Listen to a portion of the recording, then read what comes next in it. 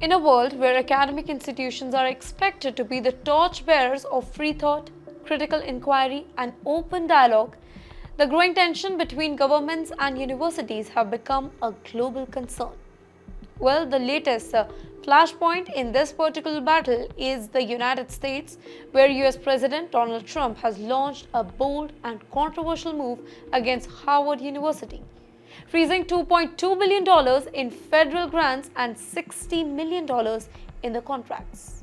Harvard, often seen as the gold standard of higher education worldwide, a dream destination for thousands of Indian students, now finds itself in the middle of a political and ideological tug of war. The reason? Its refusal to comply with Trump administration's demand to reform how the university governs, admit students, support diversity, and handle campus protests. So, let's break it down in very easy language and explore why this conflict actually matters, not just for America, but also for the Indian students and families who place their hopes in global education. Let's talk about the matter first. What exactly triggered the fight? Recently, several US college campuses, including Harvard, saw a wave of student protests. Some were about global political issues like the Israel-Palestine conflict, others about racism, free speech, and social justice. The Trump administration claimed that some of these protests turned anti-Semitic, meaning against Jewish people, and accused Harvard of doing too little to stop such behavior. Then in response, the US government set up a very special group called the Joint Task Force to combat anti-Semitism.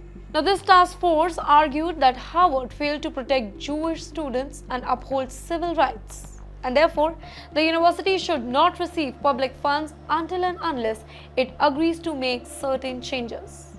As a result, $2.2 billion in research grants and $60 million in contracts from federal agencies were frozen, a huge financial blow to the university. Well, the Trump administration sent Harvard a long list of conditions. These were not just about fighting anti-Semitism, but also completely changing how the university functions. Let me tell you some of the key demands. First, scrap diversity, equity, and inclusion.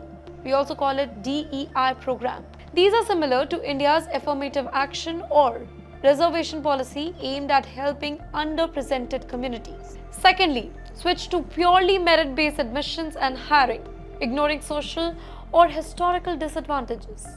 Thirdly, ban face masks on the campuses, specifically during protests with strict penalties like suspension. And lastly, stop funding or recognizing certain student clubs, specifically those accused of promoting protests or any political violence. And yes, audit professors and students based on these views about diversity and ideology. They also need to create strict disciplinary policy for students who are involved in protests during 2023 to 2025 academic year. With this, they also want them to allow government oversight and reporting mechanism inside the university.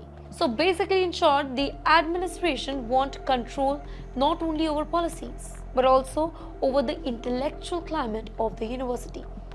You know how Harvard responded? Harvard flatly rejected all the demands. The university's leadership under President Allen stated that while fighting anti-Semitism is very important, most of government's proposal amounted to political interference in academic life. Harvard emphasized its commitment to independence, academic freedom, and constitutional rights.